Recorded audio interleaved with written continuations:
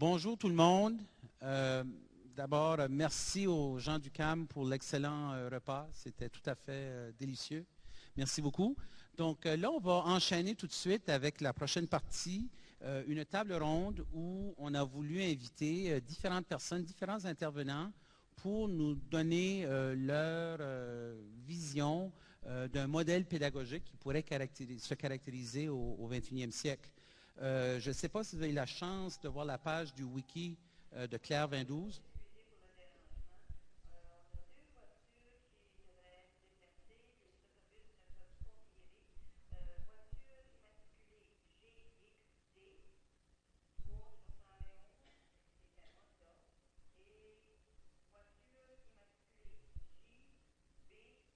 C'est ma voiture.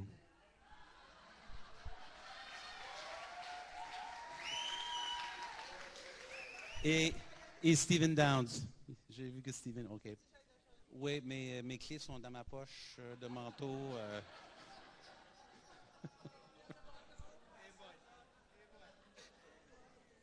The show must go on. Aïe, aïe. Écoutez, on va procéder et lorsque les interventions vont commencer, je pourrai aller chercher la clé puis on s'arrangera. Donc, la loi de Murphy. Donc, c'est ça, ça me fait plaisir d'accueillir 6 personnes. Et ce qui est intéressant ici, nous avons la moitié des provinces canadiennes représentées sur l'estrade ici, des gens qui occupent différentes fonctions. À ma droite immédiate, Karen Beaulieu-Chalmers, directrice d'école à Saint-Paul en Alberta. Bianca Girard, qui est agente de projet avec le ministère de l'Éducation et qui accompagne le groupe du Conseil de l'Est de l'Ontario. Voilà. Bernice Maigrat-Leblanc, qui est mentor en technologie en TIC au district 1 dans le sud-est du Nouveau-Brunswick. Patrick Giroux, qui est professeur à l'Université du Québec à Chicoutimi. Rachel Arsenault, qui est au ministère spécialiste en technologie et éducation à distance à l'île du Prince-Édouard. Et Jeannie Giroir, qui est enseignante à distance au Nouveau-Brunswick, donc installée, je crois, à Shediac, n'est-ce pas? Voilà, mais avec des élèves d'un peu partout.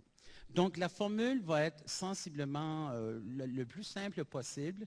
Nous avons, si vous avez vu le préambule ou le texte qu'il y a sur la page du wiki, où on installe un peu le sujet de conversation et où on a posé 4 questions.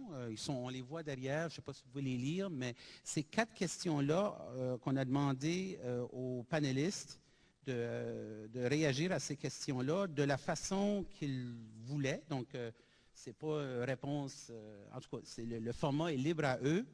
Et ils auront 8 minutes chacune à donner leur point de vue.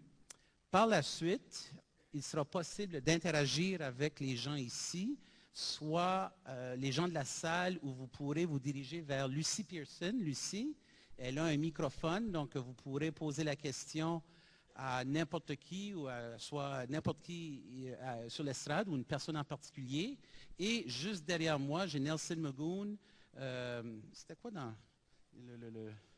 il y avait une émission de télévision, le Grand Manitou, tiens, qui est derrière et qui va pouvoir intercepter des questions qui pourraient être posées via le back channel sur Twitter. Donc, ça devait prendre 1h15 minutes. On sait que c'est un peu serré, mais je pense qu'on aura quand même la chance d'entendre des débats intéressants. Donc, sans plus tarder, je vais quand même, pour le bénéfice de tout le monde, rappeler les 4 questions sur lesquelles on a demandé les gens d'intervenir. On leur a d'abord demandé comment sera le monde dans une vingtaine d'années quand votre enfant sortira du système scolaire. De quelles compétences l'enfant aura-t-il besoin pour réussir dans ce monde que vous avez imaginé? Ensuite, on demande aux gens, en vous référant à vos expériences d'apprentissage les plus marquantes, quelles sont les conditions qui ont rendu ces expériences si puissantes? Et en fonction des réponses aux 3 premières questions, à quoi l'apprentissage ressemblerait-il s'il était conçu à partir de ces réponses-là? Donc, sans plus tarder, je vais passer le micro à Karen. Alors, bonjour tout le monde. Alors, quand Jacques m'a contacté il y a une semaine passée pour me demander si je voulais faire partie du panel, j'ai instinctivement dit oui. C'est après que j'ai fait « Oh my gosh ».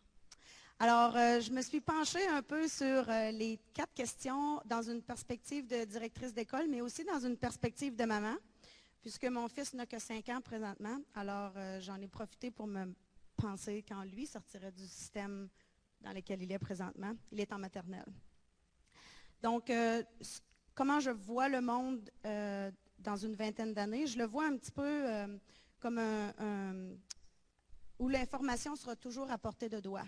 Quand je regarde mon fils manipuler mon iPad, il se promène entre le compte de son père, mon compte, son compte qu'on lui a créé à lui, et puis il enlève et il ajoute des applications au gré de son utilité, son humeur du jour ou bien des défis qu'il veut relever. Ce à quoi j'ai pensé aussi, je me suis dit que j'ai l'impression que notre rapport au savoir va davantage être analytique. On n'aura plus vraiment besoin de tout savoir. On peut déjà le voir maintenant quand on circule dans les classes ici ce matin lors de l'exercice. Mais j'ai l'impression que les enfants vont avoir davantage un esprit plus critique.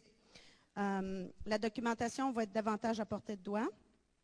Ça va nous faire en sorte que nos élèves vont avoir la possibilité de plus critiquer, filtrer, apprécier ce qu'ils vont lire ou ce qu'ils vont apprendre. Les futurs élèves vont être en mesure de discerner davantage le vrai du faux. On a beaucoup de sites Internet qui ont été créés sur lesquels la GRC nous invite à vérifier ce qui est le vrai, ce qui est du faux. J'avais mon fils la semaine dernière qui écoutait une émission de télévision et qui me disait « Ça, c'est pas vraiment ça, ça se peut pas dans la vraie vie. » Et puis, son père de se gratter la tête en disant « Y a-tu raison? » de me regarder puis de me dire « Y a-tu raison? » Alors, dans le fond, j'ai l'impression que nos élèves vont être vont avoir une meilleure capacité d'analyse critique. J'ai l'impression aussi qu'ils vont ils vont faire le discernement ou pas le discernement, pardon, mais ils vont cataloguer les médias sociaux. On en a de plus en plus, mais j'ai l'impression qu'ils vont être en mesure de faire vite le tour puis de choisir ceux qui sont vraiment bons pour eux plutôt que de se lancer tout partout, un peu comme on a fait nous autres les premiers, j'imagine, aussitôt qu'il y a quelque chose qui est sorti. On est partout. On est sur Facebook, on est sur Twitter, on est sur Link, on est sur... Alors, mais j'ai l'impression que les élèves vont plus cibler leurs médias sociaux dans un but utilitaire pour eux. Comme je disais tout à l'heure, je regarde mon fils qui prend des applications puis qui les jette. Souvent, il va me dire « C'est trop bébé, maman, ceux-là » ou « C'est trop violent pour moi, ça, maman, ce jeu-là, c'est un jeu à papa. » Ou encore, il va me dire « Ceux-là sont plates, c'est tout le temps la même affaire. » Donc, dans le fond, ce que je remarque davantage, c'est ça, c'est l'esprit critique. Puis j'ai aussi l'impression qu'ils vont être davantage à l'écoute de leurs besoins. Alors, quand il choisit des choses, il choisit parce que ça vient répondre à son besoin présent. Alors, c'est comme ça que je vois le monde dans une vingtaine d'années. C'est moi qui enchaîne les questions, c'est ça? OK. Alors, les compétences que j'ai cru bon imaginer pour mon enfant quand il va devoir sortir dans 20 ans. Donc, tel que mentionné précédemment, j'ai parlé de la pensée critique. Je dis que c'est la compétence qu'on aura à avoir parce que de plus en plus, les programmes d'apprentissage, du moins chez nous en Alberta, sont beaucoup, beaucoup axés sur la pensée critique. On est en train de former des jeunes qu'on veut voir être capables de prendre des décisions qui auront un impact positif sur leur vie. La deuxième compétence que je vois, c'est l'autonomie. Alors, les jeunes que l'on voit le mieux avoir du succès présentement, c'est ceux qui ont développé leur autonomie. Les jeunes qui sont capables, en situation de stress ou de défi, de trouver des solutions qui vont leur apporter du bien-être ou qui vont les aider à résoudre les problèmes ou du moins trouver des solutions. Et enfin, le troisième, ce serait d'être capable de trouver ce qui est important dans leur vie. Alors, suivre leur instinct pour le meilleur et non pour le pire. Avoir du courage, avoir de la patience, de l'endurance de vivre ce qui leur est important. Apprendre à vivre mieux. Je trouve que nos jeunes, j'entends les jeunes dire je ne veux plus jouer au hockey, je veux jouer dans un autre jeu parce que je pense que ce serait mieux pour moi. Le hockey, je suis tannée de me faire plaquer dans la bande. Alors, dans le fond, ils sont à même de réaliser, je trouve qu'ils sont davantage à même de réaliser ce qui est bon, ce qui est bon pour eux, ce qui leur fait du bien, ce qui leur apporte quelque chose dans leur vie. Puis je dis, malgré toute la technologie qui nous entoure, je pense qu'il faudra, en tant qu'éducateur ou même parent, s'assurer de montrer à nos enfants et à nos élèves de faire des choix bien éclairés. La troisième question, on nous demandait, en nous référant à notre expérience d'apprentissage les plus marquantes, quelles ont été les conditions qui ont rendu ces expériences puissantes? j'ai pris cette question, je l'ai abordée de façon très personnelle. Pour moi, c'était la motivation. Puis, je parle davantage de motivation intrinsèque, je ne parle pas de carottes là, et de bâtons. Alors, chaque fois que je suis allée au bout d'un projet, personnellement, c'est que j'étais motivée. Puis ma motivation venait de l'intérieur. Puis quand ma motivation venait de l'intérieur, c'était toujours garant d'un succès. Des petits, des gros. Aujourd'hui, c'est des gros succès. Parce que je peux voir que les gens qui sont ici. Alors, lorsque les autres ont tenté de me motiver, ça n'a jamais été bien loin mes affaires. Donc, les recherches démontrent bien effectivement que la carotte et le bâton, ça fait un temps. Dans le livre de Daniel Pink que je viens de terminer dernièrement, Drive, on dit que la motivation a besoin de venir d'une bonne raison pour que les gens soient prêts à le faire. Alors, ces raisons sont nombreuses et ça dépend toujours des personnes. Donc, certains ont besoin de la reconnaissance, d'autres ont besoin de se dépasser, d'autres ont besoin d'apprendre quelque chose de nouveau, d'autres ont besoin de partir à zéro, puis il y en a d'autres qui ont besoin d'avoir déjà certaines habiletés pour être capable de continuer ou de débuter le projet. Alors, il fallait que moi, personnellement, j'ai le goût de me dépasser. Puis cette expérience ici, sur scène, c'en est une. Alors, même si impulsivement, j'ai dit oui, il reste que de parler devant une foule, c'est du dépassement de soi. Parce que le fait de savoir que tout le panel qui est ici, c'est des gens de différents districts qui ont des expériences différentes, le fait de se sentir entendu, écouté et d'avoir une certaine crédibilité, on sent qu'on fait une différence à ce moment-là. Alors, tout ça, c'est une motivation intrinsèque. Puis, je suis bonne dans mon temps? OK. Alors, à quoi ressemblerait l'apprentissage s'il était conçu à partir des réponses que j'ai précédemment données? Les apprentissages de demain seront essentiels. Puis, un peu à la manière de nos grands-parents, j'ai l'impression qu'on va surtout se retourner vers l'apprentissage davantage des compétences. Alors, autant sur le marché du travail, on va vouloir voir les futurs employés maîtriser ce qu'ils sont capables de faire plutôt que de maîtriser les connaissances qu'ils ont. Donc, je peux voir que les employeurs voudraient avoir des employés qui sont capables de trouver les réponses pour pouvoir poursuivre plutôt que d'être face à un problème de compétences, mais de tout savoir ce qu'il faut faire, mais de ne pas être capable de l'exécuter. La motivation, bien entendu, ça reste primordial, d'amener nos jeunes à faire des choix éclairés puis de les aider à développer leur autonomie. Merci beaucoup. À mon tour. Moi aussi, quand j'ai accepté, on se demande toujours dans quoi on s'embarque. Un plaisir aujourd'hui de venir partager avec vous mes réponses à ces 4 grandes questions. Quand je me suis installée pour répondre à ces questions-là, je me suis placée dans une situation d'apprenante. Je vous explique. On me dit, on te présente 4 questions, puis on parle de faire autrement. Donc, je me suis dit, moi, je devrais faire autrement. Pour préparer ma présentation, mes réponses, comment je pourrais faire autrement? Je vous garde la réponse pour la fin. Donc, je vais y aller très méthodiquement, question par question, même si on avait le choix de le faire un peu n'importe comment. Moi, aujourd'hui, quand j'ai regardé le comment dans une vingtaine d'années, j'ai vite pensé au mot technologie, il y en a plusieurs, là, information, mondialisation, compétition aussi mondiale à travers tous les gens qui sont autour. Je pense grand, vous allez voir pourquoi. Nous, on a une réalité qui est de plus en plus multiculturelle. Puis cette communauté devient de plus en plus une richesse pour tout le monde. Donc, le savoir, les gens qui sont autour de nous, la rapidité, le monde qui est de plus en plus proche, c'est ce que je vois dans 20 ans. Ce qui nous amène à avoir vraiment des familles du 21e siècle, c'est-à-dire que ces familles-là vivent autour de nous et aussi interagissent avec le savoir. On va avoir des questions à se poser par rapport à où est le savoir. Est-ce qu'on génère dans nos écoles du savoir-être, du savoir-faire? Bien, on va pouvoir en reparler avec les autres questions qui s'en viennent. La deuxième question m'a amené rapidement à réfléchir à ce que moi, comme c'était la deuxième, c'est ça?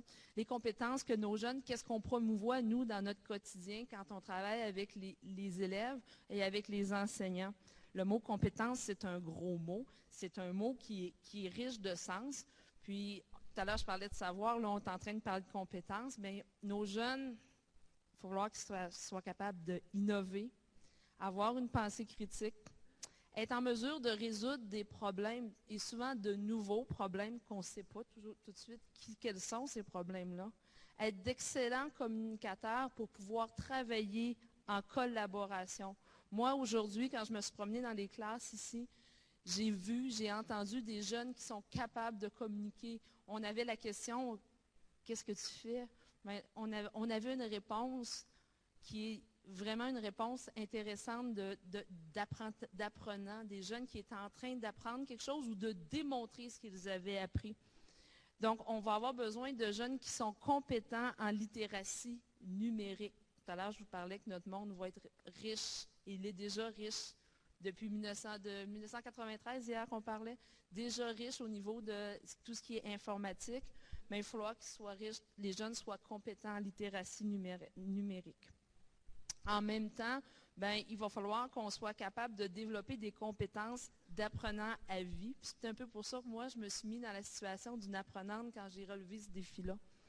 Il va falloir, pour faire ça, avoir une flexibilité, un sens d'initiative. J'ai parlé d'innover tout à l'heure, mais le sens d'initiative relié à l'autodétermination. C'est-à-dire que si je veux développer quelque chose de nouveau, il va falloir que j'ai une motivation pour le faire, puis il ne faut pas que ce soit justement la carotte pour réussir à y arriver. Ici, nous sommes plusieurs pédagogues, puis en tant que pédagogue, je l'ai dit souvent cette phrase-là dernièrement, nous sommes experts à enseigner des concepts. Nos concepts de mathématiques, de sciences, nos processus, on les connaît. Mais développer des habiletés, pour moi en tout cas depuis quelques années, c'est nouveau. C'est un défi qui est différent. Donc, c'est quelque chose à laquelle il va falloir vraiment commencer à réfléchir. En lisant sur les compétences du 21e siècle, on voit rapidement que les habiletés, il y en a de toutes les sortes. Il y a des habiletés d'apprentissage, il y a des habiletés technologiques, puis il y a des habitudes par rapport à être un apprenant à vie. Puis je pense que c'est des choses-là vers là qu'il va falloir aller chercher nos jeunes pour les amener à vraiment être capables d'interagir puis devenir des citoyens dans ce qu'ils ont à devenir avec nous. On a 2 questions de passé. Mon apprentissage va quand même assez bien avec ma nouvelle bébelle que je vais vous partager tout à l'heure.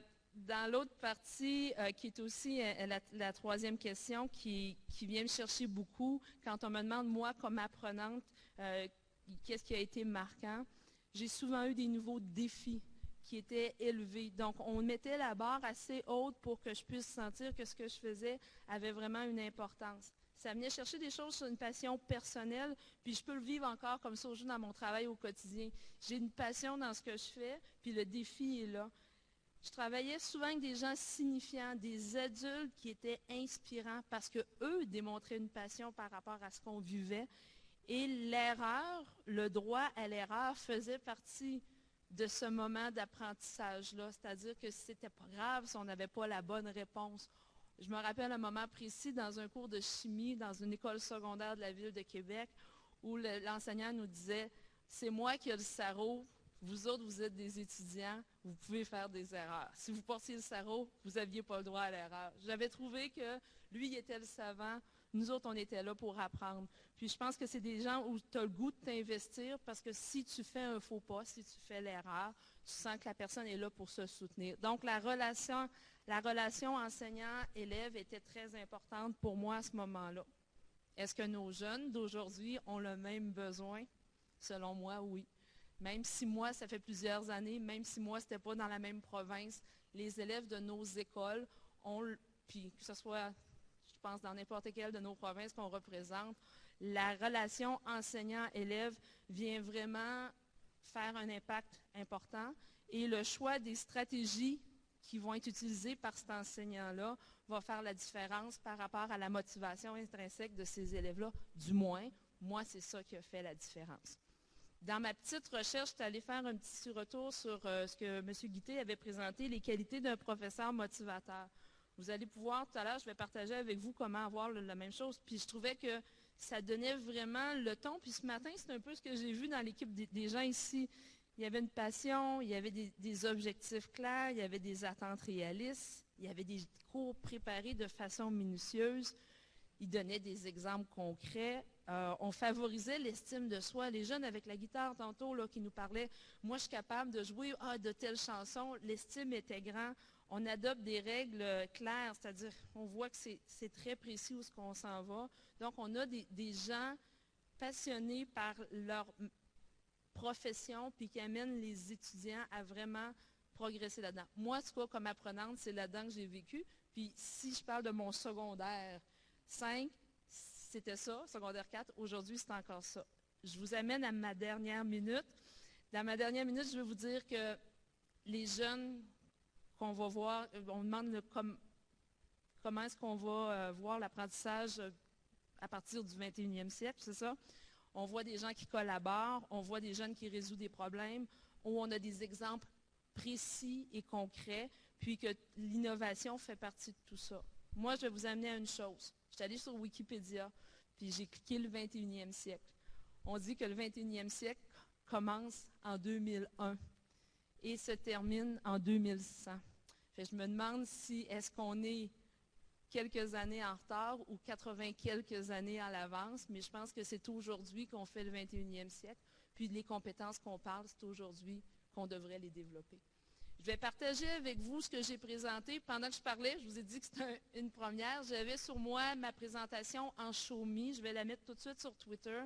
Vous y aurez accès. Parce que pour moi, l'éducation, les jeunes devraient avoir accès à ce qu'on présente à un moment autre que le moment présent pour que quand on est ensemble avec nos élèves, on soit en train de collaborer, d'innover. Mais la connaissance, il devrait y avoir accès via les réseaux sociaux ou l'Internet. Donc, je partage avec vous ma première vidéo Show Me que j'ai fait parce que je voulais me placer dans une situation d'apprenante. Merci. Oui, puis moi, à côté, là, je la voyais, puis j'ai trouvé ça pas mal intéressant de te voir. Oui. Avoir connu ça avant, j'aurais peut-être utilisé aussi. Bon, moi, dans mon contexte, dans la ville où j'habite, Dieppe, qui est la région du sud-est du Nouveau-Brunswick, c'est sûr, quand on regarde à ce qui sera l'école ou ce qui sera la société dans 20 ans, je suis qui pour essayer de penser à ça, là? Mais ce que je sais dans le moment, c'est qu'évidemment, les choses vont être, la technologie, elle sera de plus en plus présente. Évidemment, on sera avec nos outils de poche mobile, tout ça. Puis nos jeunes seront constamment dans cet environnement-là médiatique. Mais ce qui m'inquiète ou ce qui me préoccupe un peu, c'est quel genre d'environnement médiatique seront-ils? Sur quel environnement médiatique?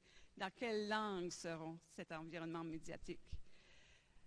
Une enquête vient d'être sortie par la Fédération canadienne des enseignants en octobre 2011 sur une enquête qui a été faite avec des élèves de 10e année à travers le Canada, 1600 élèves, et 46% des élèves se retrouvent sur la majorité du temps dans les environnements anglophones. Alors, leur interface d'outils, leur ordinateur, leur appareil de poche et tout ça. Donc, on a peut-être une sensibilisation à faire avec ces jeunes-là à l'intérieur de nos écoles, à travailler avec les outils qui leur sont familiers, mais les amener à transformer leur environnement francophone pour qu'ils prennent leur place à ce niveau-là. Je ne sais pas si le monde du travail va être en mesure d'accommoder ça, ou pas accommoder, mais offrir une place autant importante. Parce qu'on sait que nos jeunes vont travailler dans une mondialisation, ils vont travailler avec des contextes internationaux et tout ça. Est-ce que cet environnement de travail-là va être dans la langue de français?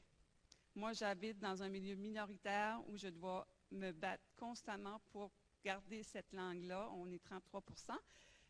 Mais je crois que comme éducateur, on n'a pas le choix de se questionner et d'être là avec eux dans ces moyens, avec leurs moyens. Bon, on a parlé tantôt de surabondance d'informations, évidemment. Il faudra qu'on apprenne à nos enfants à filtrer l'information qui est là, qui n'est pas toujours véridique, tout ça.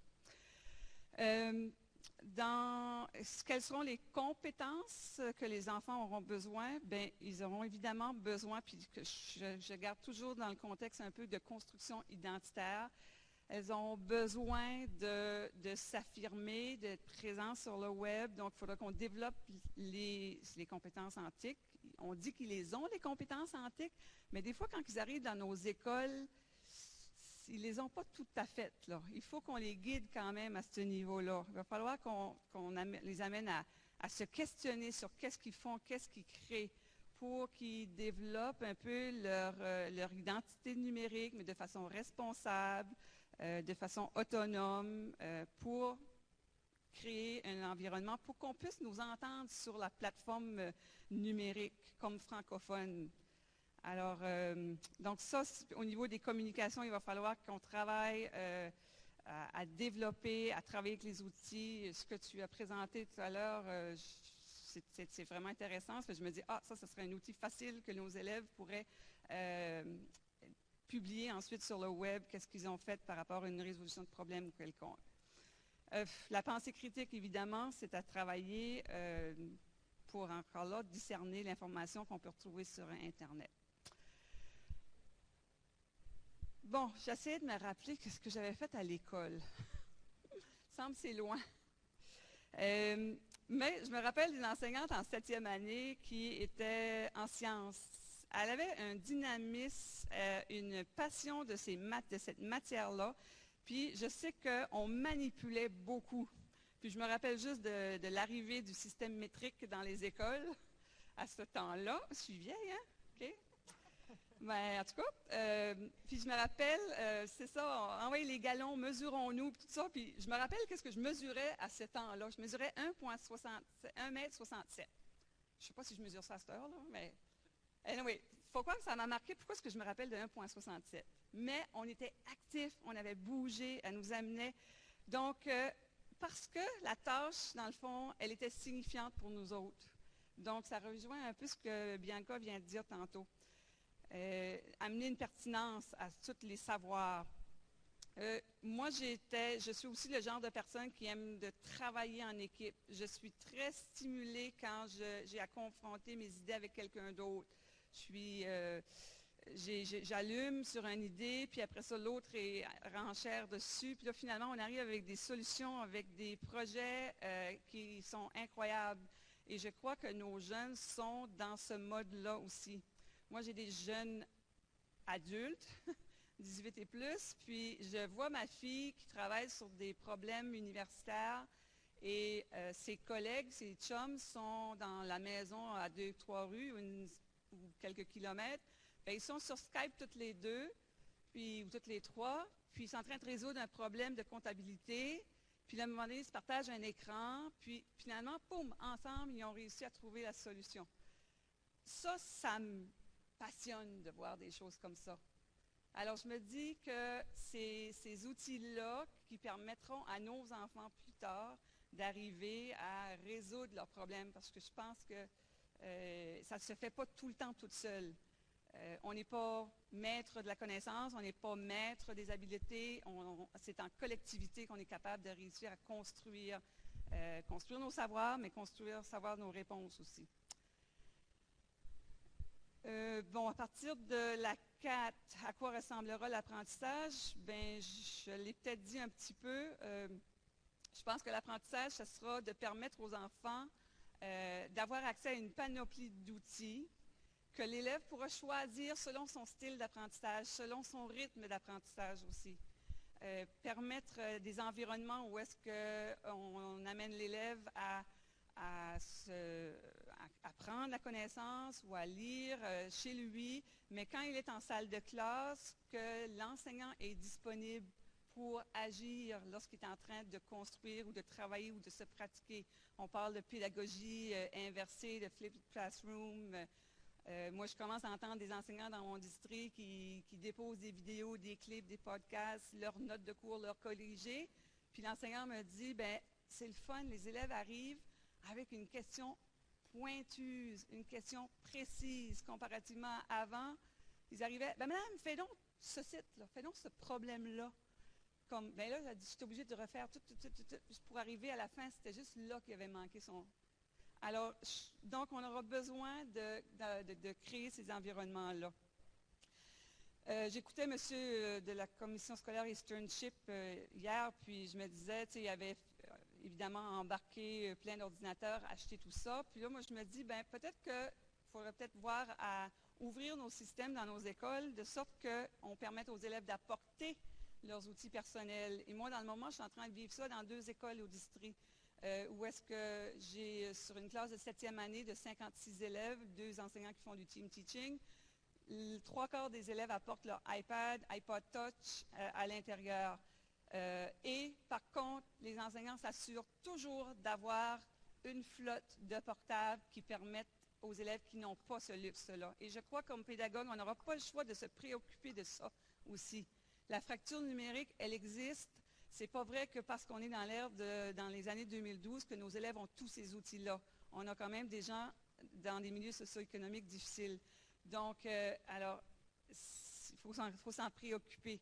Mais en laissant ouvrir les systèmes sans fil dans nos écoles, les élèves sont motivés parce que ce sont leurs outils. On n'a pas mis une image de la technologie ou des technologues de notre système scolaire. C'est leurs affaires.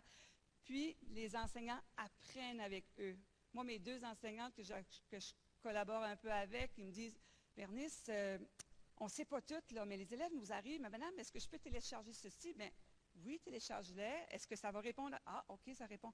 Alors, ils nous arrivent avec des solutions, ils nous arrivent avec des propositions et une entraide, une collaboration qu'on voit dans ces classes-là aussi.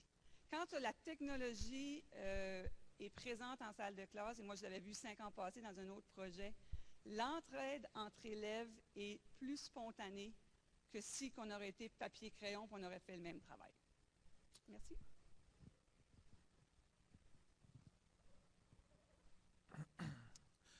Bonjour. Si ça avait été une conférence puis que j'avais eu le droit à un PowerPoint à moi, le titre de mon intervention, ça aurait été « La réponse est souvent dans la question ». Je vous explique pourquoi.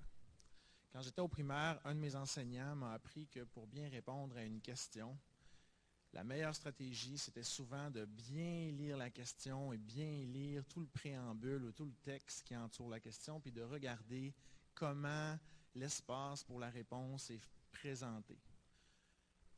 Souvent, on y trouvait la réponse ou, au minimum, on trouvait toutes les informations nécessaires pour fournir une bonne réponse.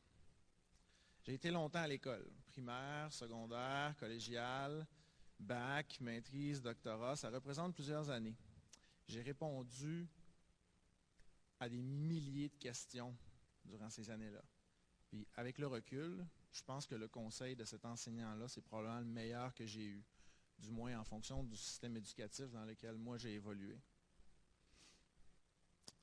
Vous comprendrez que quand on m'a proposé de participer à la table ronde, la première chose que j'ai fait, puis ce que j'ai fait le plus longtemps et le plus souvent, ça a été de lire les questions, de lire le préambule, puis de recommencer.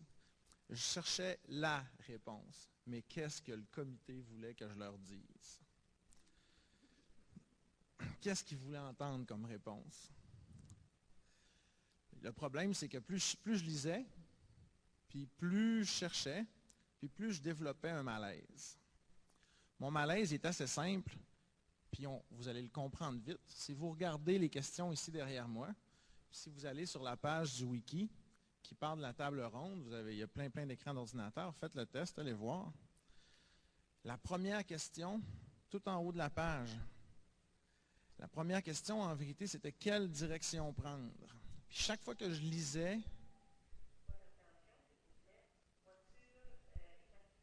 tu n'auras pas le choix.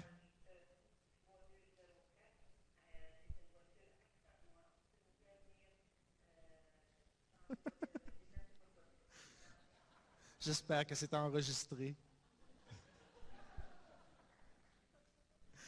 Je t'ai rendu où, moi? Ah oui. Plus je lisais, puis plus je cherchais la réponse, puis plus je me disais que la bonne question, la question la plus importante dans toute cette liste-là, c'était pas celle-là, celle sur laquelle le comité insistait un petit peu dans les courriels, c'était celle qui est tout en haut de la page. Quelle direction prendre? Je vous explique un petit peu le cheminement que j'ai fait.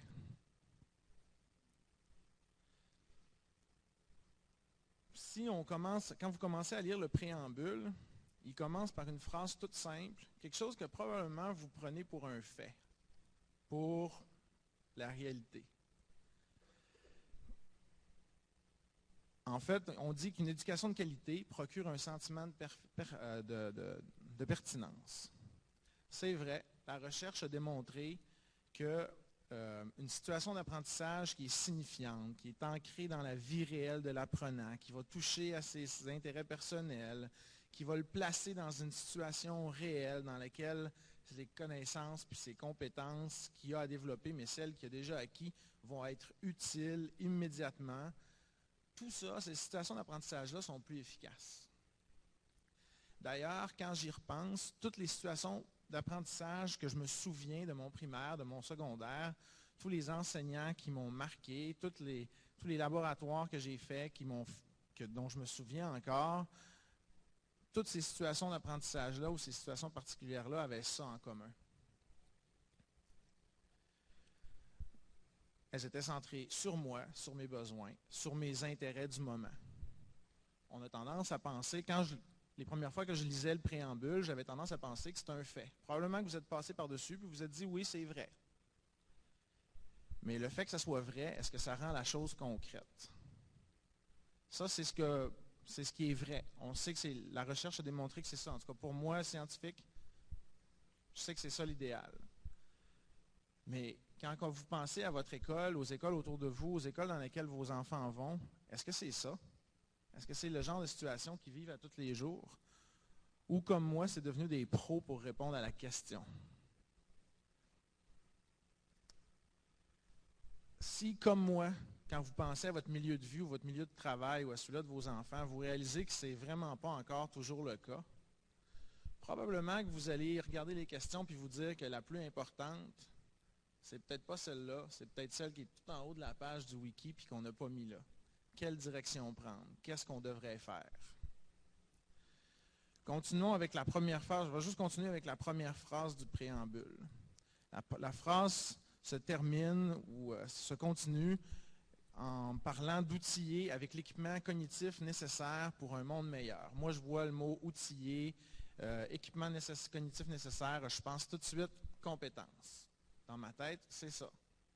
Ce que ça prend pour demain, ce que ça prend pour aujourd'hui, ce n'est pas des savoirs, il faut être capable d'aller les chercher, ces savoirs. Il faut être efficace à les utiliser.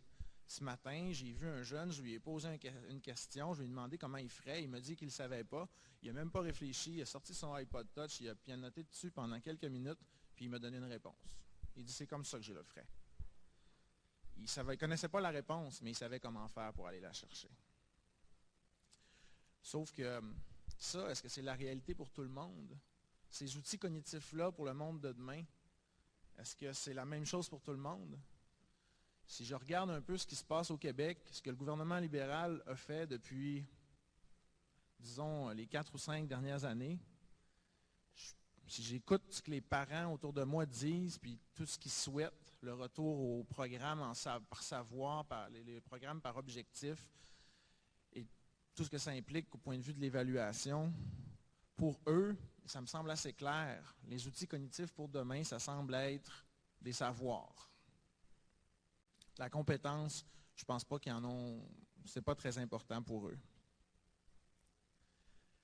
Encore une fois, ça me ramène, pour moi comme prof, comme intervenant auprès de ces parents-là, puis auprès des futurs enseignants, ça ne me ramène pas à ces questions-là, ça me ramène à la question, quelle direction prendre? Comment je pourrais penser un modèle pédagogique pour le 21e siècle quand, en lisant le préambule, je me rends compte qu'il y a plein de choses qui devraient être puis qui ne sont pas encore. Le modèle pédagogique d'hier, de la fin des années 90, ce qui aurait dû être, en fonction des outils qu'on avait à ce moment-là, n'est même pas encore aujourd'hui, alors qu'on a les 2 pieds dans le 21e siècle. Quelle direction prendre? Puis là, je vais sauter 2 pages et demie du billet que j'ai commencé à écrire sur le sujet. Quelle direction prendre? Ben, je vous recommande de vous souvenir que l'éducation d'aujourd'hui n'existe même pas encore. Du moins, elle existe peut-être dans vos classes, mais dans les classes à côté des vôtres, peut-être pas. Dans ce sens-là, le message d'hier, l'année prochaine, essayer d'amener quelqu'un, il y a beaucoup de sens. Hier, on a entendu parler de virus. Quelle direction prendre? Demain matin, soyez des virus. Soyez hyperactifs et contagieux. Chaque jour, vous devez donner des exemples que c'est important de développer des compétences. Vous devez donner des bons exemples que les technologies peuvent aider à tout faire ça. Vous devez donner des exemples de c'est quoi enseigner en 2012 ou qu'est-ce que ça devrait être. Si ma source est, pour le virus, la source, c'est M. Canuel. Si ma source est bonne, je vous recommande demain d'être le changement qu'on souhaite voir ou d'être ce que ça devrait être. Si ma source est bonne, ma source c'est Jacques, ça c'est de Gandhi. En gros, soyez des bons leaders, continuez de poser les gestes quotidiens que vous posez déjà, puis essayez d'encourager les autres à le poser. Parce qu'aujourd'hui, on n'a pas encore l'éducation qu'on devrait avoir. Donc, de là à penser l'éducation qu'on devrait avoir dans 20 ans, je pense que ce n'est pas pertinent. OK, ben moi, ils m'ont demandé un petit peu, peut-être un mois passé, si je pouvais faire partie. Et à ce temps-là, j'ai dit tout de suite oui, mais si j'ai le droit de voyager hors de province, que je viens d'apprendre la semaine dernière. Alors, là, je me suis penchée sur mes collègues pour m'aider à répondre à ces 4 questions ici. Parce que c'est souvent ça, il faut prendre avantage des idées des autres aussi et savoir où est-ce qu'on s'en va. Donc, moi, ce n'est pas simplement juste mes réponses, mes pensées, c'est aussi les pensées de certains de mes collègues. Alors, nous autres, j'ai répondu, le monde sera tellement changé, le monde a tellement changé depuis les derniers 2 ans. Moi, ça fait 2 ans et demi que je suis au ministère de l'Éducation et j'ai été 10 ans dans une école publique à Charlottetown en enseignement. Et je vois souvent, juste dans les derniers 2 ans, une grosse explosion au niveau de technologie, où est-ce qu'on peut intégrer ces technologies-là en éducation. Donc, je vois vraiment que c'est devenu tellement plus facile pour les enseignants et aussi les élèves.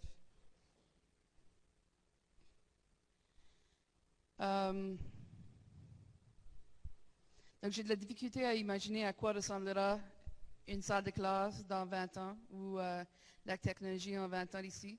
Je m'en souviens, un de mes profs, un de mes enseignants au secondaire qui nous a dit, et ça c'était en 1994, là, où il a dit, vous savez, dans l'an 2000, tout le monde va avoir un téléphone cellulaire dans leur propre poche, puis tout le monde va avoir leur propre téléphone cellulaire, puis on a dit non, non, non, ça se peut pas.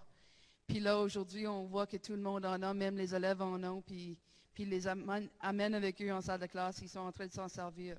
Donc, imaginez que dans le futur, ça va exploser encore de là.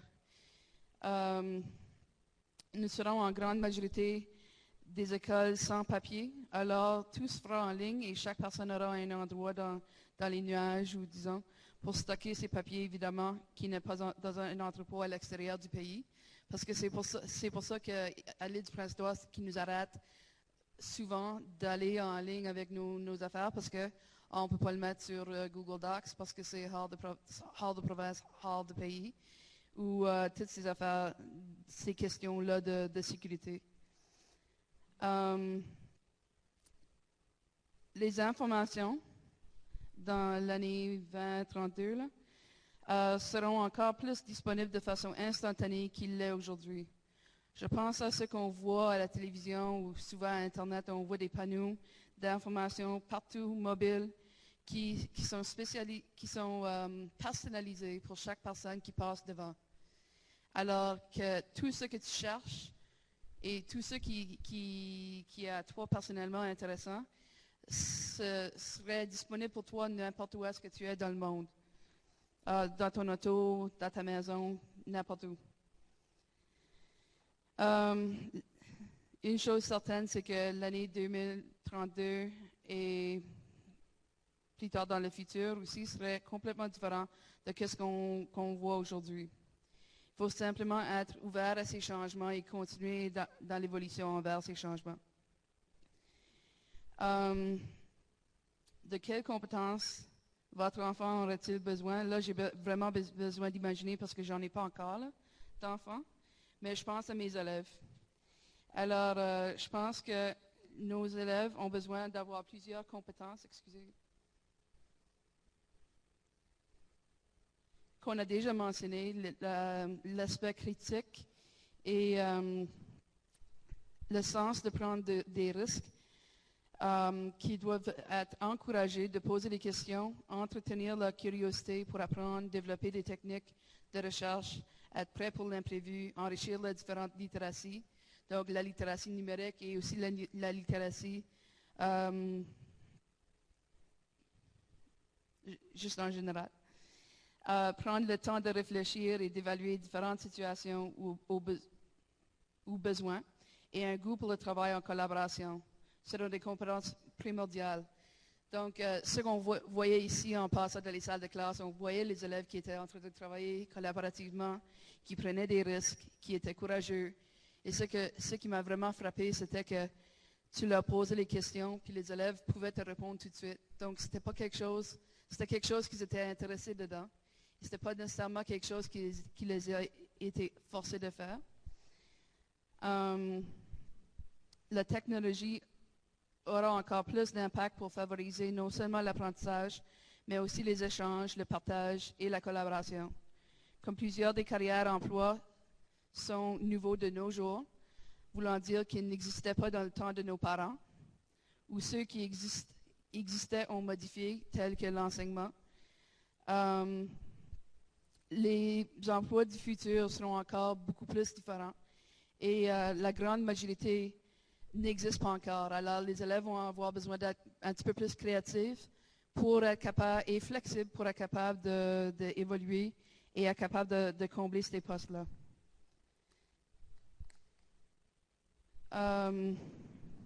Les jeunes d'aujourd'hui, ils sont en train de vraiment voir, en utilisant Skype et tout ça, les possibilités d'emploi qu'on pourrait avoir dans le futur où on pourrait travailler à distance. Donc, travailler dans une compagnie ici, par Skype, autour du monde. Donc, une compagnie où est-ce que ça serait international et on pourrait faire des contacts en tout moment de la journée. Donc, vraiment, là, on voit l'effet de la globalisation. Et troisième question. Mes expériences d'apprentissage les plus marquantes. Je pense souvent à mes expériences d'université où j'étais à une petite université francophone où c'était vraiment axé sur les élèves et on travaillait souvent en équipe. Première expérience, c'était un cours de biophysique que je prenais et le format était un format où est-ce qu'on travaillait à résoudre des problèmes. Et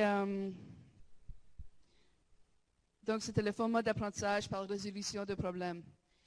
Il n'y avait pas de manuel de cours, c'était juste des défis qu'on a été lancés. Et ce qu'on avait besoin de faire, c'était de faire de la recherche. Donc, la grande majorité de nos classes se passaient dans une bibliothèque. Et il fallait vraiment qu'on cherche, parce que Google et tout ça, Wikipédia n'existait pas dans ce temps-là. Alors, il fallait vraiment qu'on cherche dans notre cerveau pour nos réponses. Et il fallait être créatif pour aller chercher les réponses où on les avait besoin. Donc, on utilisait un peu Internet, on faisait des coups de téléphone et on parlait aux personnes à qui on connaissait, qui pourraient nous aider à répondre à nos questions. De nos jours, nos élèves ont à leur disponibilité plusieurs outils qui pourraient les aider à combler à répondre à ces questions-là de façon presque immédiate. Dernière question. À quoi l'apprentissage ressemblera-t-il? Je vois un modèle éducatif basé sur le développement de différentes littératies, communicatives, orales et écrites, mathématiques, sociales et culturelles et artistiques, scientifiques et techniques. Littératie basée sur le bien-être physique et mental dans le cadre d'un apprentissage différencié. Une éducation qui permet aux enseignants d'incorporer les forces de chacun de ses élèves. Les élèves doivent être capables de travailler en groupe, équipe, ainsi qu'individuellement. Ces coéquipiers ne sont pas nécessairement dans les mêmes écoles. Les salles de classe ne sont pas nécessairement à l'intérieur des 4 murs et non plus dans une école, avec des enseignants qui travaillent ensemble collaborativement avec des collègues sur les lieux et même à distance. Et dernier point, les élèves auraient la chance de vivre plus d'expériences concrètes qui leur sont plus significatives. Ils aborderont des sujets d'actualité auxquels leurs activités d'apprentissage y seront liées afin d'être capables de faire des liens entre les sujets. l'interdisciplinarité, l'enseignement transdisciplinaire.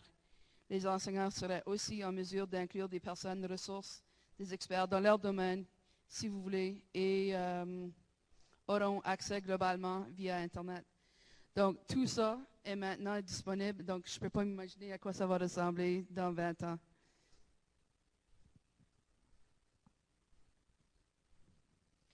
Bonjour. Donc, Jeannie Giroir, enseignante à distance. Donc, je suis peut-être dans un milieu différent que certaines autres écoles où on enseigne le face-à-face. Donc, moi, je suis vraiment à distance parce que j'appartiens au district 9, qui est le district scolaire de la péninsule acadienne, donc nord-est du Nouveau-Brunswick. J'habite à Shediac, qui est dans le sud-est du Nouveau-Brunswick. Donc, physiquement, je ne suis même pas dans mon district scolaire, donc je suis complètement à distance. Mes élèves sont dans 2 différentes provinces. Présentement, j'enseigne à distance aux élèves de l'île du Prince-Édouard et aux élèves du Nouveau-Brunswick. Donc, je suis peut-être dans un milieu que je pourrais dire choyé présentement. Je vais commencer, moi, par la 3e question, parce qu'on me dit toujours que toi, Jeannie, il ne faut jamais que tu fasses les choses comme les autres, puis il ne faut jamais que tu suives l'ordre des présentations. Donc, en référant à vos expériences d'apprentissage les plus marquantes, quelles sont les conditions qui ont rendu ces expériences si puissantes? Et là, on nous donnait des éléments de réflexion, introspection personnelle, puis moi, je pense que j'ai arrêté là. Il y en avait d'autres. Quelle est notre conception de l'apprentissage? Réfléchir sur nos actions pensées afin de réguler nos prochaines actions. Et lorsque j'ai commencé à penser sur moi, mon cheminement scolaire, ma mère, quand j'étais avant d'aller à l'école, m'avait déjà appris l'alphabet et je pouvais compter. Donc, j'avais très hâte d'aller à l'école pour en apprendre plus. J'ai été à la maternelle et souvent, mais ce qui était appris, je le savais déjà. Et j'avais toujours la main levée et qu'est-ce qu'on me disait de faire? Mais là, on va donner la chance aux autres. C'est un petit peu comme tais-toi pour ne pas déranger la salle de classe. En première année, j'étais chanceuse parce qu'on avait première et deuxième année ensemble. Donc, on me disait, si tu termines tes choses avant, mais tu pourras écouter pour ceux de deuxième année. Et c'était un petit peu ça. Donc, je disais, c'était non une obligation, que je n'étais pas obligée d'apprendre ce qui était en deuxième année, puis c'était ça qui me motivait, que je n'étais pas obligée de l'apprendre. Ensuite, j'ai eu ma deuxième, troisième année ensemble. Quatrième année, là, ça commençait à être une école moins intéressante parce que c'était juste des quatrièmes années. Puis, c'est à ce moment-là que j'ai commencé à décrocher. L'école n'était pas très importante pour moi parce que ce que je préférais, moi, c'était le samedi. Parce que le samedi matin, ma grande sœur était l'enseignante à la maison et on jouait à l'école. Moi, je faisais les devoirs. Et elle nous demandait toujours, OK, Jeannie, c'est quoi tu veux apprendre aujourd'hui? Je lui donnais ma liste, puis là, elle allait chercher dans les encyclopédies, puis elle nous faisait apprendre des choses.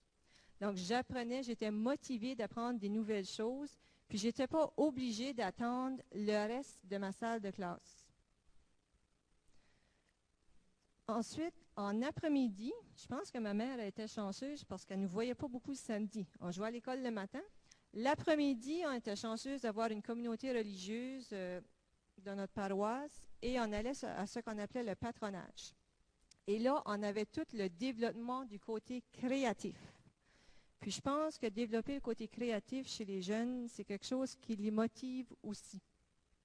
On faisait de la danse, on faisait de l'expression corporelle, on faisait des margerettes, on avait tout le côté artisanal. Je me souviens qu'on faisait des fleurs. Tout ce qui était nouveau, je pense que les religieuses le savaient toujours avant les autres. Puis avant les enseignants dans les écoles, parce que les cours d'art à l'école ne me motivaient pas autant que ce que je pouvais apprendre ce samedi après-midi-là. Donc, selon moi, selon mon expérience, qu'est-ce qui me motivait le plus quand je fais une introspection personnelle? J'ai placé en premier lieu, ça devait être premièrement une source de motivation et d'inspiration. Ça devait être quelque chose que je me disais, c'est nouveau. C'est nouveau, les autres ne le font pas, c'est nouveau. Et c'est peut-être ça qui me motivait. C'était un choix personnel et non une obligation, comme je le disais. Peut-être que l'école était obligatoire, c'était peut-être ça. Puis je devais obligatoirement suivre ce que toute la classe devait faire. je devais être impliquée dans mon apprentissage. Donc, je donnais des choix. Moi, j'aimerais apprendre sur tel sujet. Ça m'intéressait. Donc, ça devait aussi avoir un sens et je devais être engagée intellectuellement. Ensuite de ça, à mon secondaire, je me suis impliquée dans les sports. Je pense que c'est un petit peu ça qui m'a gardée à l'école.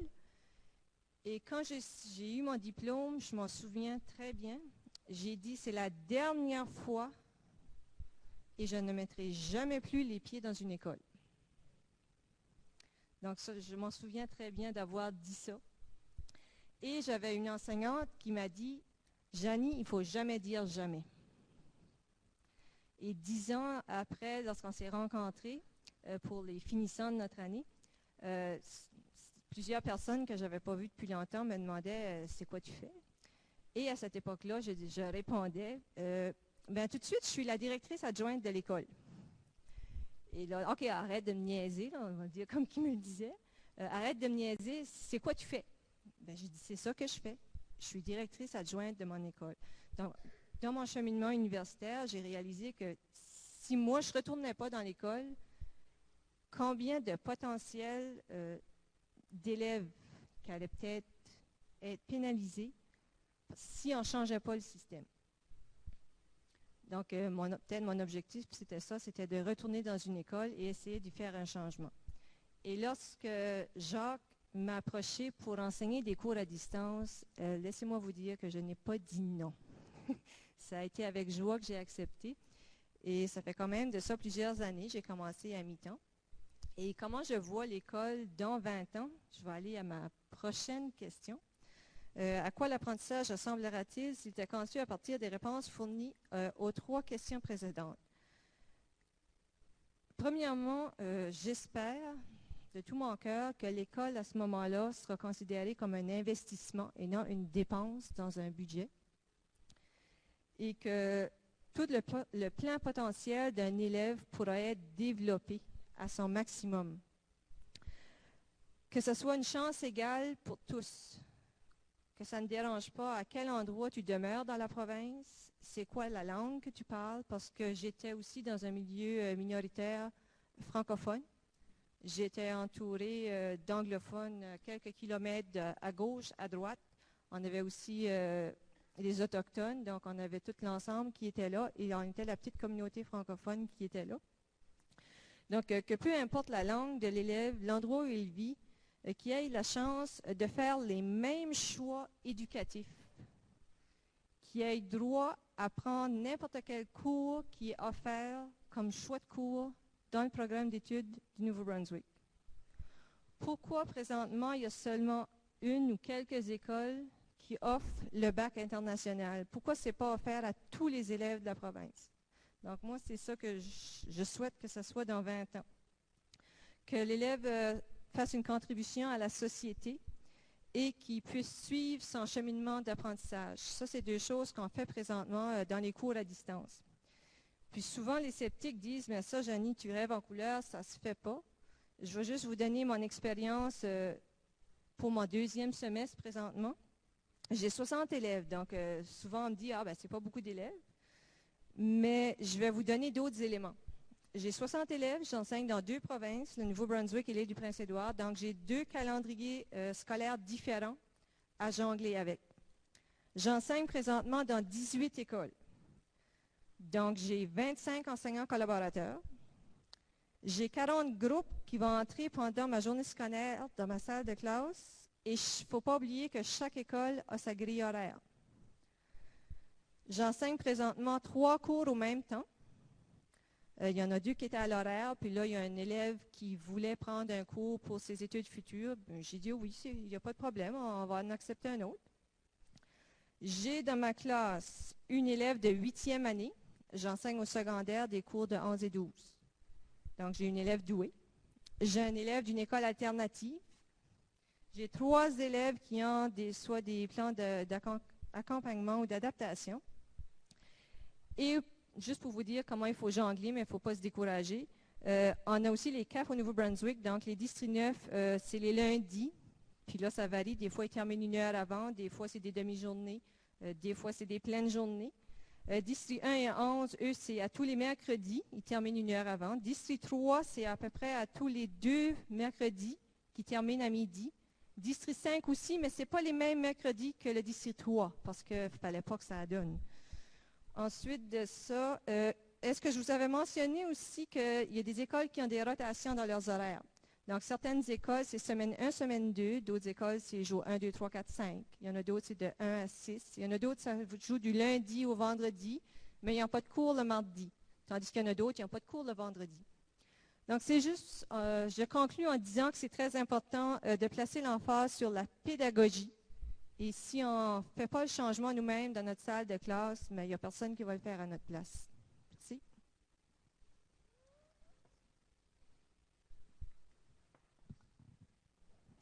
Merci, Janie. Donc, c'est tout un algorithme. J'ai vu son fichier Excel pour la gestion de sa grille horaire, c'est quelque chose. D'abord, je m'empresse de préciser que c'était la voiture de François Guité, non la mienne. Bon.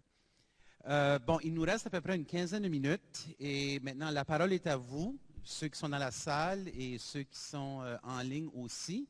On va procéder de la façon suivante. Lucie, où es-tu, Lucie? Lucie Pearson, OK. Lucie a un micro avec elle et la façon la plus simple possible, rendez-vous à Lucie et vous pourrez poser une question au panel, soit au panel en général ou en particulier, quelqu'un en particulier. Derrière moi, notre ami Nelson, qui a surveillé le flux du back channel. Et là aussi, je lui ai demandé d'intercepter des questions, des interventions pour le bénéfice du groupe ici en avant. Donc, je ne sais pas si, en attendant que quelqu'un vienne à Lucie, Nelson, je ne sais pas s'il y avait quelqu'un qui, en ligne qui aurait quelque chose à partager. Oui, j'ai de Nathalie Couson. Comment préserver l'identité francophone dans un monde où le contenu est en majorité anglophone?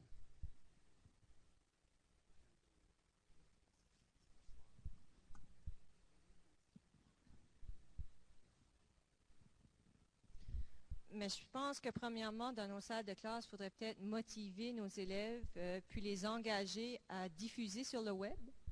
Moi, je fais ça dans mes cours. Ils doivent diffuser sur le web, mais en français. J'enseigne le cours d'entreprise à vocation touristique. Et souvent, tout ce qu'on retrouve sur le tourisme, c'est en anglais. Donc, ce que je demande à mes élèves de faire, c'est d'aller diffuser sur le web pour leur région touristique. Placer, c'est quoi les entreprises touristiques, c'est quoi les accommodations touristiques, c'est quoi les beaux endroits à visiter, donc toutes les attractions touristiques, etc. Puis ils doivent me faire ça en français. Donc si on ne demande pas à nos élèves d'aller s'impliquer, qui va le faire? Donc il faut peut-être leur montrer, puis une fois qu'ils savent comment, mais ils vont continuer. Moi, c'est ça ma réponse. Est-ce qu'il y a quelqu'un ici dans la salle qui aimerait intervenir, ajouter quelque chose? Nelson, est-ce qu'il y a d'autres questions peut-être qui...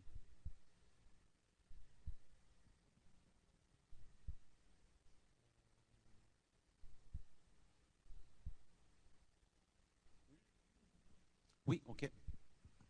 Bien, je pense aussi ce qu'il faut faire, il faut probablement travailler le vocabulaire avec nos jeunes, le vocabulaire technologique, parce qu'ils ont un vocabulaire technologique anglophone. Donc, ça aussi, dans nos interventions avec eux, en utilisant leurs outils en salle de classe, dans un contexte d'apprentissage, si je chatte avec eux, si je texte avec eux, je texte en français, je les amène à utiliser le langage. Et puis, en bout de ligne, il y a quelqu'un qui a pensé à ces petits acronymes-là, à un moment donné, le LOL, là, qui veut dire quelque chose. Il y a quelqu'un qui a pensé. Peut-être qu'on pourrait lancer le défi à nos jeunes. Bien, peux-tu en développer en français et en faire la promotion? Faisons donc une mode. Envoyons donc avec nos réseaux sociaux. Alors, il faut les amener là, mais il faut que ça vienne d'eux. Mais il faut que ça vienne d'eux dans une façon que ça s'est fait à l'école, mais de façon conviviale. Puis, alors, le vocabulaire technologique, il faut qu'il soit développé avec nos jeunes. Moi, j'aurais une question à poser au panel ici. Surtout, Janie, quand tu as parlé de la réalité de ta gestion de grille horaire et tout. Toute la dimension de ce que j'appelle les contraintes systémiques. On a un système d'éducation qui est composé de plusieurs processus et tout ça. Il y a des conventions collectives, il y a les autobus scolaires, il y a tout ça qui est calqué sur un certain modèle. Et ça amène de façon... en tout cas, il y a toute cette dimension de contraintes systémiques qui semble être un frein à essayer des choses. Donc, j'aimerais voir si... Est-ce qu'il y a quelqu'un ici qui aimerait réagir à quelle façon qu'on peut composer ou tout adresser finalement cette dimension des contraintes systémiques? Est-ce qu'il y a quelque chose à faire? Est-ce que c'est quelque chose qui est plus grand que l'école puis qui tombe au niveau des décideurs? Donc, j'aimerais savoir, est-ce que quelqu'un aimerait réagir sur la question des contraintes? Patrick? Jacques, on aurait quelqu'un en arrière qui aurait un commentaire ou une question. Derrière ici, là. Je vous présente François Guité. Patrick, est-ce que tu veux répondre à la question? Ou... À ta question? Non, à celle de Jacques, avant que je réponde à la question qui vient de poser? Oui, vas-y, je parlerai. J'allais dire que j'ai visité cette année pour la deuxième fois le campus de l'université avec Jocelyn. Puis c'est la deuxième fois qu'ils m'expliquaient à quel point ils ont réussi à développer des choses, ils ont réussi à monter des projets technologiques au profit de l'éducation. Puis à quel point il nous expliquait qu'il fallait que tout le monde pousse dans la même direction. En gros, c'est ce que j'ai compris. Il a réussi à assurer tout le monde puis à s'assurer que tout le monde s'en allait dans la même direction. Donc, si tu as un seul élément du système qui tire de son bord, ça ne peut pas marcher, là. François Guité du Québec. Oui, c'était moi le propriétaire de la voiture noire. Il fallait bien que Jacques se venge. Il me vient à l'esprit en écoutant les panélistes et puis en voyant le flux Twitter à l'écran que le dénominateur commun ici, ce n'est peut-être pas nécessairement les nouvelles technologies, mais c'est la passion et la curiosité qui nous animent.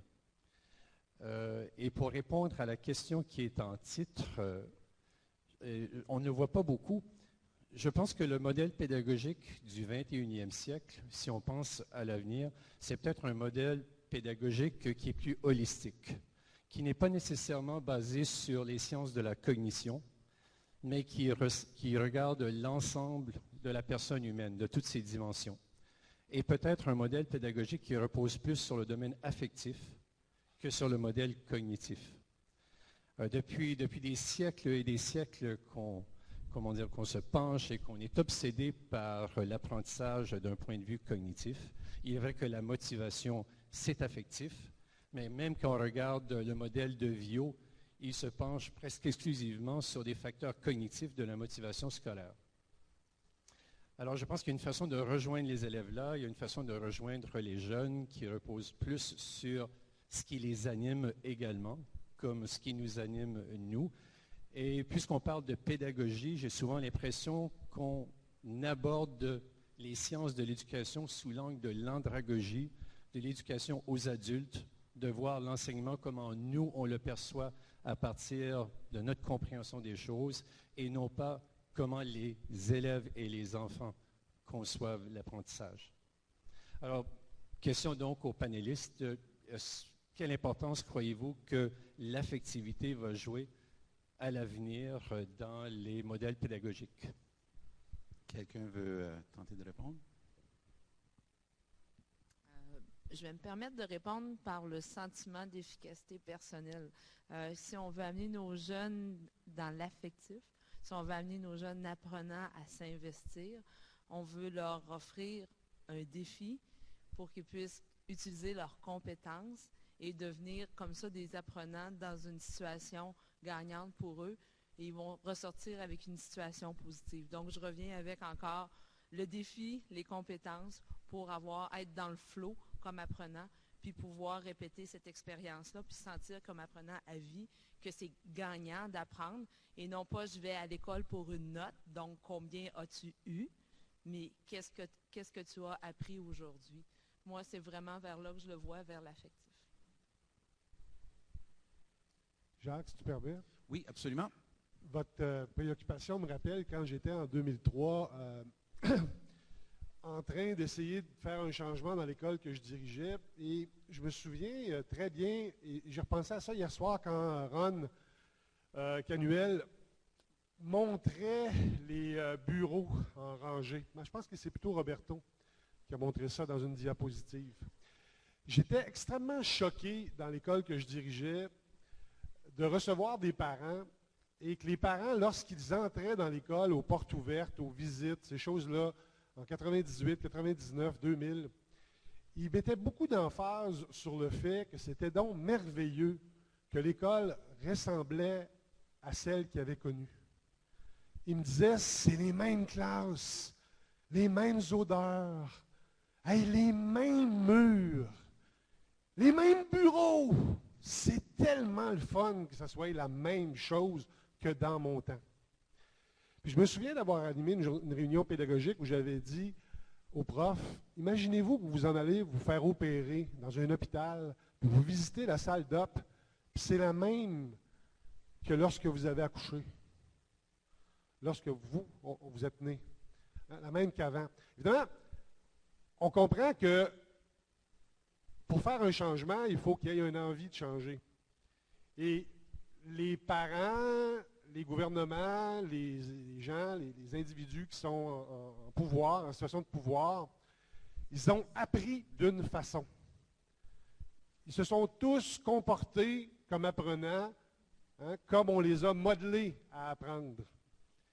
Et semer le doute qu'il y aurait une autre façon de voir que celle qu'ils ont connue en éducation, ce n'est pas une mission facile. Et j'ai l'impression qu'une des choses qui est une composante forte de l'inertie, c'est l'assurance qu'il ne faut pas changer les choses. Merci, Mario. Sur ce, on va compléter cette table ronde. Par contre, j'inviterai Lucie. Est-ce que tu voulais procéder à la remise? C'est ça. Donc, en remerciement, je voudrais d'abord remercier les 6 panélistes pour vos interventions aujourd'hui. Merci. Et si ce n'est déjà fait, de voir le fil de discussion en ligne. Donc, OK. Donc, Lucie, voilà. Et oui, la Vanna White. Monsieur Roberto, est-ce que tu voudrais dire quelques mots pour la suite des activités?